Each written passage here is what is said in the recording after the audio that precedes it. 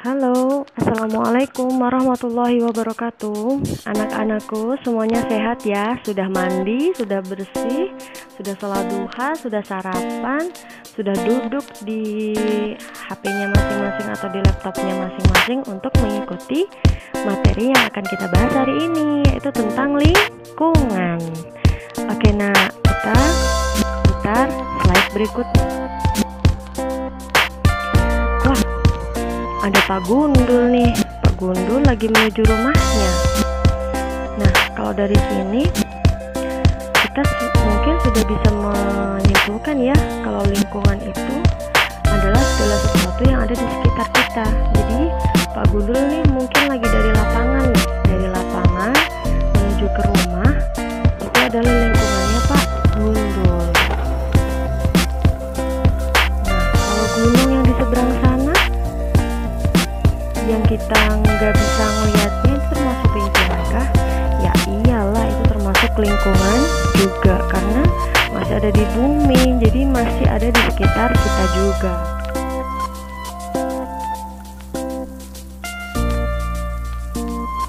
Nah, apa sih unsur-unsur pembentuk lingkungan? Jadi lingkungan itu memiliki unsur-unsur yang saling berhubungan. Jika salah satu unsur ini saja tidak ada dalam sebuah lingkungan misalkan, itu berarti namanya bukan lingkungan. Nah, apa aja sih unsur-unsurnya? Yang pertama, unsur hayati. Unsur hayati itu, jadi lingkungan itu terdiri dari segala jenis makhluk hidup. Ada hewannya, ada manusianya, juga ada organismenya, kayak plankton gitu loh, yang kecil-kecil dan gak bisa kita lihat. Nah, kayak gitu. Itu pasti ada di sebuah lingkungan. Ada unsur hayati, kemudian ada unsur fisik. Unsur fisik itu adalah segala unsur lingkungan yang terdiri dari benda-benda mati. Jadi kayak air, udara, tanah, semua benda-benda mati yang ada di sekitar kita, kayak rumah, itu masuk ke unsur fisik. Yang ketiga ada unsur sosial budaya. Apa itu? Unsur lingkungan yang diciptakan manusia. Jadi di dalamnya itu ada normanya, gagasannya. Jadi memang manusia itu tidak bisa hidup sendiri. Bayangin kalau kalian di sini tidak ada ayahnya, mamanya, nggak ada siapapun di dunia ini, cuma kalian sendiri. Bisa nggak sih itu disebut lingkungan? Enggak lah ya, nggak bisa. Oke, kita lanjut. Nah, jadi apa sih manfaat atau fungsi lingkungan untuk manusia? Jadi yang pertama, lingkungan itu berfungsi sebagai penyedia kebutuhan pokok manusia. Jadi di situ ada siapa ya namanya ya, Squidward ya. Ada Squidward nih lagi bernafas. Itu berarti memang manusia, makhluk hidup di dunia ini butuh untuk bernafas, yaitu menggunakan oksigen. Lalu lingkungan itu menyediakan oksigen untuk kita bernafas dan juga air untuk minum, tumbuhan serta hewan untuk manusia makan.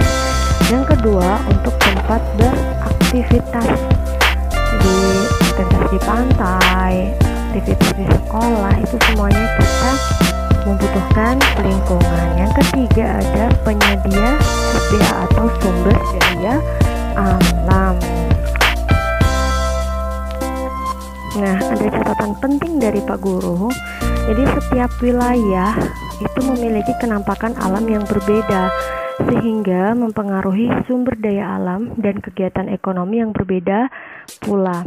Misalkan kamu tinggal di wilayah yang dingin suhu udaranya dan juga subur banget tanahnya, maka sumber daya alam yang dihasilkan itu otomatis misalkan kayak hasil pertanian ya.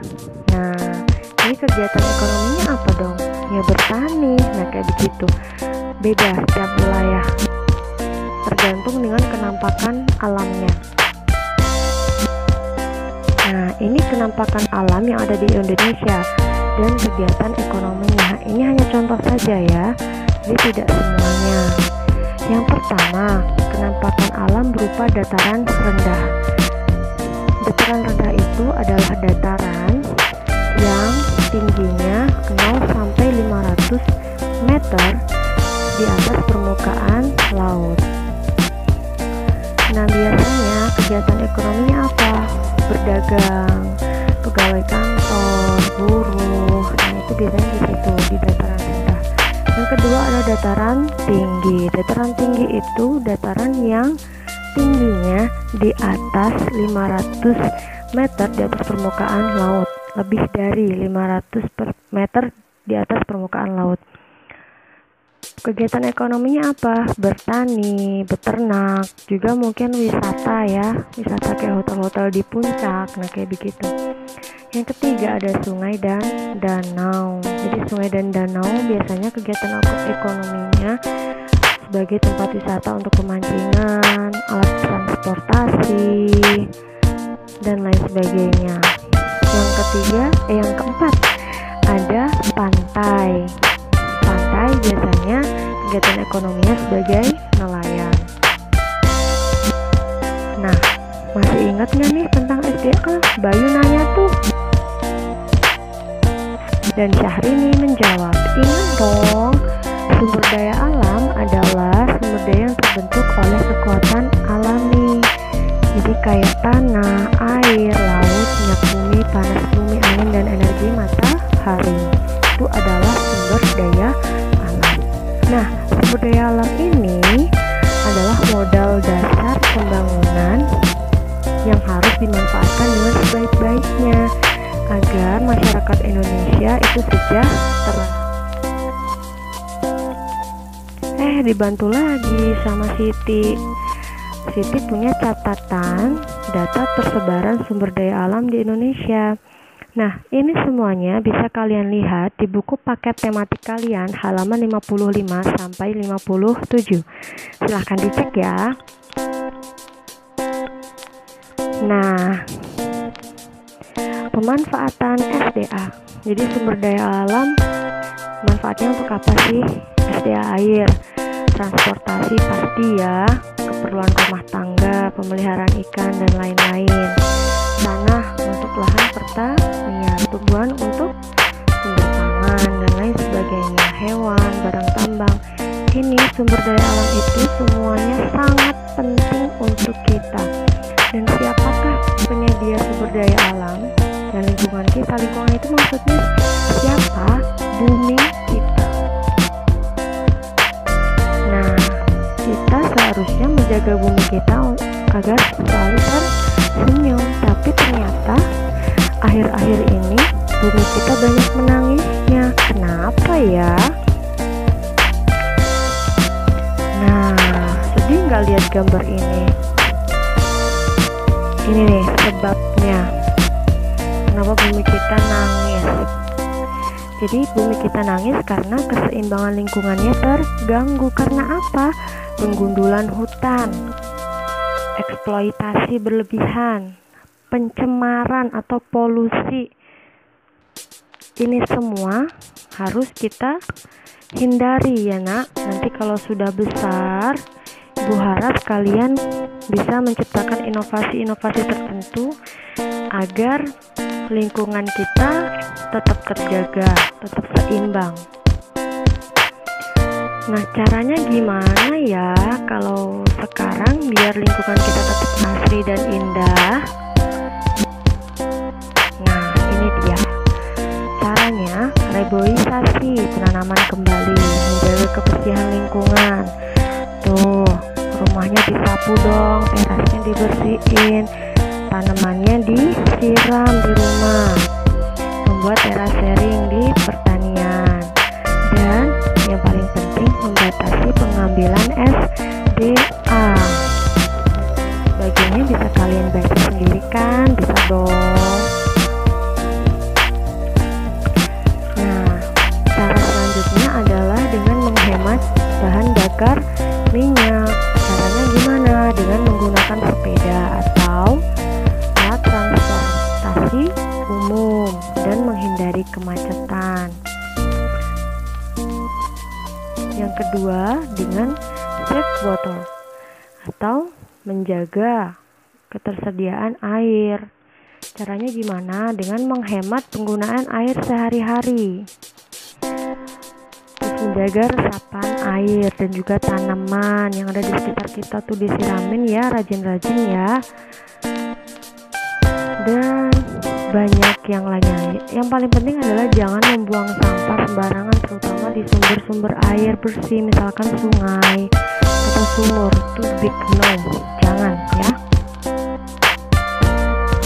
Nah, materi kita tentang lingkungan itu sudah selesai, nak.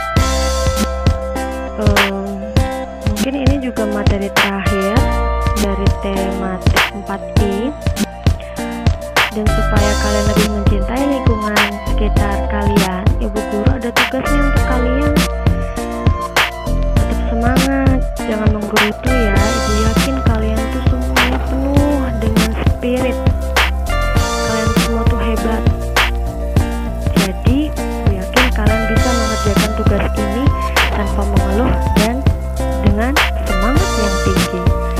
Kalian menyanyi lagu apa saja yang ada di buku tematik 4I. Ada banyak lagu kok, kalian cek aja ya di buku tematik. Bebas milih lagunya. Kemudian kalau sudah memilih, nanti kamu nyanyi backgroundnya lingkungan rumah kalian. Mungkin di tamannya atau di terasnya atau dimanapun, terserah kalian yang menunjukkan lingkungan rumah kalian. Nanti kalau sudah, videonya dikirim ke Bu Guru ya, nak. Ingat ya, nak, tetap semangat. Terima kasih banyak sudah menyimak materi ini dengan sungguh-sungguh. Apabila ada pertanyaan, silahkan bertanya ke Bu Guru ya, nak. Tetap semangat. Terima kasih dan mohon maaf bila penyampaian Ibu kurang jelas. Wassalamualaikum warahmatullahi wabarakatuh.